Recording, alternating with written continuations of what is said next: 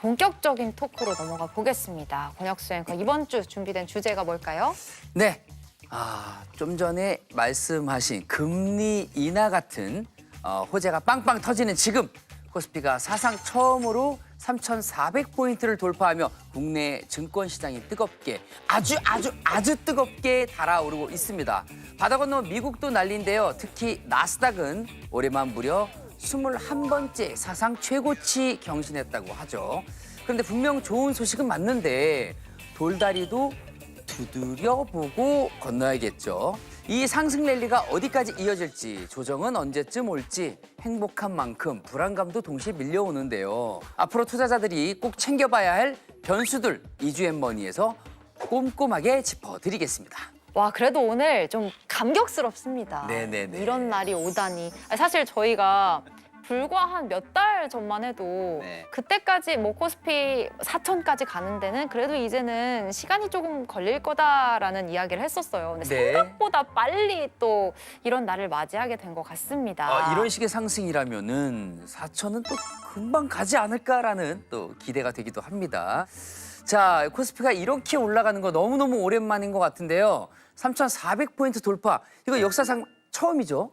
네, 그렇습니다. 2021년도에 3,300까지 갔다가 네네. 한 4년 횡보를 했습니다. 근데 말씀하신 것처럼 올해 4월에 종합주가 지수가 2,200포인트대였거든요. 네. 그러니까 이게 한 5개월 사이에 1,200포인트나 급등을 했으니까요. 정말 네. 순식간에 벌어진 일입니다. 뭐 아직까지도 회자되는 말이 국장 탈출은 지능순이라고 네. 안 되는 한국 시장 사지 말고 네. 미국으로 가자.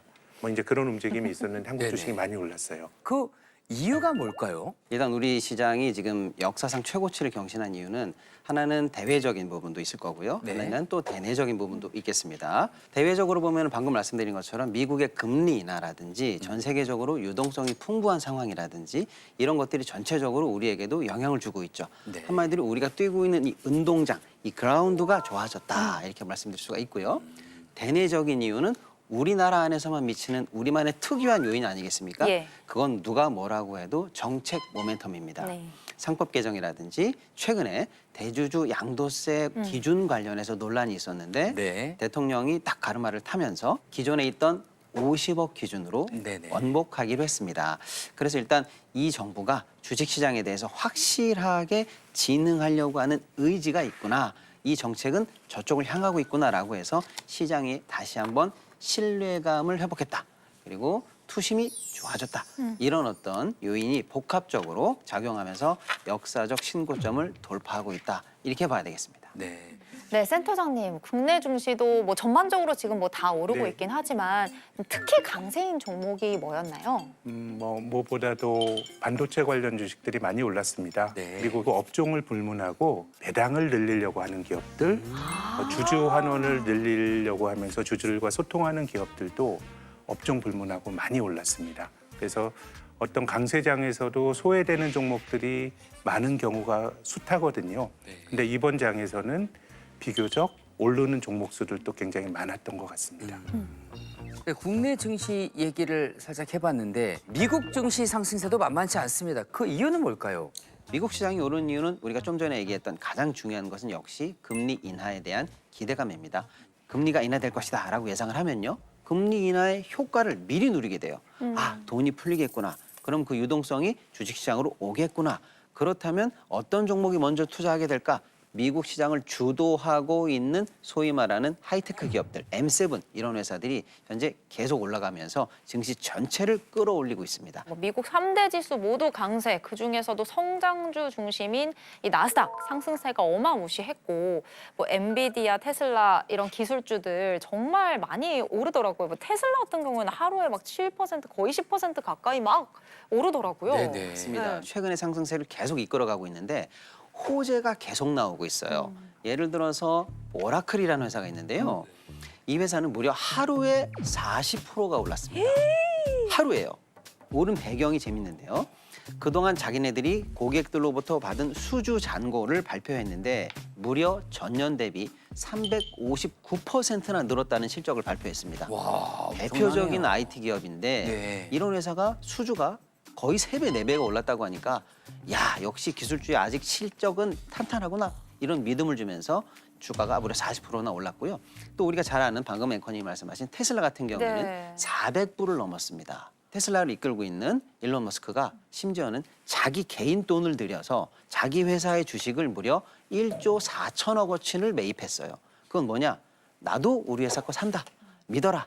비전이 자신 있다. 이런 메시지거든요. 그것 때문에 더 오른 것 같아요. 그렇습니다. 그래서 시장이 환호하면서 테슬라 주가가 무려 400불을 넘는 그런 상황을 보였고요. 워낙 높았는데 또 탄탄하게 또 실적이 받쳐주면서 또 올라가는 이 계단의 끝은 어디일까요? 궁금합니다. 자, 일단 금리가 인하가 됐고 한국도 미국도 뭐 내가 제일 잘 나가 이 느낌으로 지금 쭉쭉 올라가고 있습니다. 이 상승세 어디까지 갈지 솔직히 모르잖아요. 언제 조정이 올지 불안불안하거든요. 앞으로 저희가 특히 어떤 것들을 지켜보면 좋을까요? 미국의 물가가 중요할 것 같은데요. 네. 미국의 물가. 이제 중앙은행이 돈을 풀고 금리를 낮추는 거는 물가에 대한 부담이 없을 때 돈을 풀 수가 있어요. 네. 근데 지금 미국 물가가 안정적으로 간다라고 하는 증거는 없어요.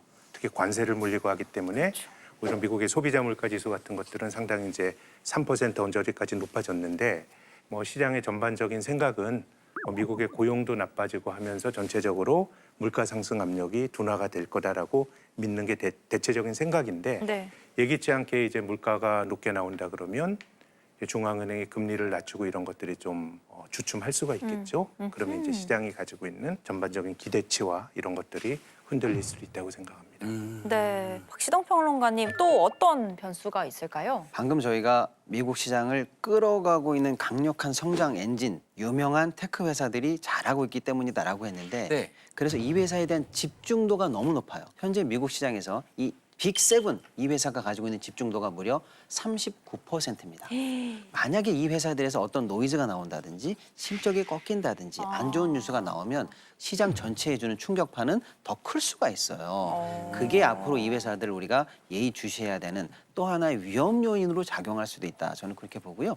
트럼프 대통령이 현재 전 세계를 상대로 관세 전쟁을 하고 있는데 그에 따라서 미국이 만들고 있는 이 경제 지도에 어떤 식으로의 지각 변동이나 혹시나 예상 못한 혼란이 생길 수도 있거든요. 이런 노이즈들을 하반기에 지켜봐야 될 것 같습니다. 네. 와, 생각보다 변수가 많고 저희가 좀 예의주시해야 되는 부분들이 많은 것 같습니다. 네. 그럼에도 좀 예측을 해본다면 이번 신고가 랠리가 어디까지 이어질지 좀 조심스럽게 여쭙니다. 센터장님 어떻게 보시나요? 지금 우리 주가 지수가 3,400까지 갔지만 네.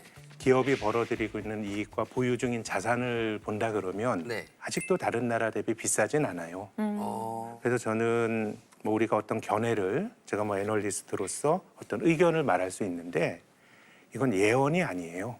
그냥 의견이에요. 많은 가정을 가지고. 네. 그렇기 때문에 투자하실 때는 어떤 일이 내가 생각지도 않은 일이 벌어질 수 있다고 생각하셔야 돼요. 예컨대 코스피가 한 300~400포인트짜리 조정이 언제든지 나올 수 있어요. 그걸 내가 대비할 수 있다고 생각하면 안 돼요. 그렇기 때문에 투자를 하는 분들은 그걸 견딜 수 있는 돈으로 해야 되고 투자는 부자에게 절대적으로 유리한 게임이에요. 네. 장기적으로 주식시장은 낙관론의 편에 서는 게 좋아요. 네. 2000년대 들어서 코스피가 2년 연속 떨어진 게 몇 번인 것 같으세요? 2000년대예요. 네. 2년. 한 번도 없어요. 한 해 떨어지면 그다음 보건력이 강하고 2차 세계대전 이후로 S&P 500 지수가 2년 연속 떨어진 게 딱 2번밖에 없어요. 네. 한 해 떨어졌는데 그다음에 또 떨어지는 거는 미국의 경우는 40년에 한 번 나타나는 일이에요. 그러니까 매우 드문 일이에요. 그래서 주식 투자라고 하는 거는 뭐 용 빼는 재주로 시장을 잘 맞추고 한두 번 맞출 수 있지만 본질적으로 시장을 알 수는 없어요. 그럼 그 변동성에 내가 견딜 수 있는 돈의 성격이 절대적으로 중요한 것 같아요. 뭐 그냥 여기저기 영끌로 투자를 하게 되면 변동성을 이길 수가 없는 것이고 네. 조금 여윳돈을 가지고 하면 변동성을 이길 수가 있는 거예요. 그렇기 때문에 저는 우리가 부자가 되기 위해서 투자하지만 투자는 부자처럼 해야 된다고 생각해요. 부자의 마음을 갖추고 투자를 해야 된다. 네. 돼본 적이 없어서 무슨 마음인지 잘 모르겠습니다만은. 근데 이제 그럼에도 불구하고 저는 약간 좀 좋은 말씀을 좀 더 드리고 싶은데요. 네. 하반기 우리 주식 시장에 여전히 좋은 호재들이 몇 개 남아 있다. 9월 말에 국회 통과를 앞두고 있는 자사주 의무 소각이라는 게 있습니다. 네. 예, 그게 만약에 이제 통과가 된다면 시장에서는 이제 더 한층 자사주 관련한 모멘텀이 충분히 또 생기면서 지배구조 개선에 관한 긍정적인 뷰까지 만들면서 우리 시장에 또 한 번 호재로 작용할 수 있다 이렇게 보고요. 그다음에 또 하나 남아있는 중요한 이벤트가 뭐냐면 배당소득 분리과세라는 겁니다. 배당을 하게 되면 배당 때문에 받는 세금은 따로 떼어서 종합소득세에서 따로 떼어서 분리해서 낮은 세율로 할 테니 배당을 많이 하라라는 게 정책의 핵심인데 네. 요게 만약에 시장의 기대대로만 통과해 준다면 또 한 번 우리 시장에 업그레이드가 충분히 가능한 대형 호재다 이렇게 저는 보고 있어요. 미국 같은 경우에도 그럼에도 불구하고 고점 아니야? 그럼에도 불구하고 너무 많이 올랐어. 이런 어떤 그 거품 장세를 하더라도 거품 장세의 초입이다라는 분석에 저는 조금 동의를 해요. 그래서 아직은 조금 더 올라갈 수 있다. 이렇게 보기 때문에 조금 더 긍정적인 뷰에 가중치를 두고 보셔도 좋지 않을까 이런 야. 생각을 하고 있습니다. 네, 근데 요즘 또 한편으로는 개인 기관 매도세가 좀 강하다고 하더라고요. 저도 팔아야 되나 좀 고민이 될 때가 있는데 그러니까 판단의 기준을 그걸로 삼고 팔아도 괜찮을까요? 네, 우리 시장에 3주차가 있어요. 네. 개인, 기관, 외국인 이렇게 있는데요. 어느 날은 보면 비중이 개인과 기관이 많이 팔았대라고 하면 상대적으로 그러면 외국인이 많이 샀대. 이렇게 보셔야 될 것 같아요. 개인은 사실은 그동안 저점에 좀 많이 고생들 하셔가지고 지금은 이익 실현을 해도 충분한 단계에 올라와 계신 분들이 조금 많은 것 같아요. 네네. 그래서 이번 참에 이익 실현에 어떤 기회를 삼으시는 분들이 많은 것 같고요. 기관은 보통 자기네들이 설정한 프로그램상의 여러 가지 다양한 기준들이 있어요. 그래서 무턱대고 기다리진 않고요. 예를 들어 기계적으로 5%면 팔자, 이 정도 이익이면 사자. 뭐 이런 정도로 사실은 어떤 중요한 의도가 숨어 있다 이렇게 너무 과하게 해석하려고 할 필요도 없을 것 같습니다. 현재 장에서는 뭐니 해도 외국인들의 수급이 우리 장을 이끌고 있다 이렇게 봐야 될 것 같거든요. 외국인의 수급 동향에 조금 더 포커스를 맞추는 게 수익을 만드는 데는 조금 더 유리하다 그렇게 볼 수 있겠습니다. 네, 이제 모든 자산들이 사상 최고치를 향해서 달려가고 있는 모습인데요. 너무 들뜨기보다는 리스크 관리도 철저히 하면서 또 떨어지는 모양새도 잘 살펴보면서 투자를 해야겠다는 생각이 듭니다. 자, 우리 머니언즈 여러분은 들썩이고 있는 증시 어떻게 바라보고 계신지 유튜브 댓글로 의견 많이 남겨주시고요. 김학균 센터장님과는 여기서 인사드리도록 하겠습니다. 오늘 좋은 말씀 고맙습니다. 감사합니다. 감사합니다.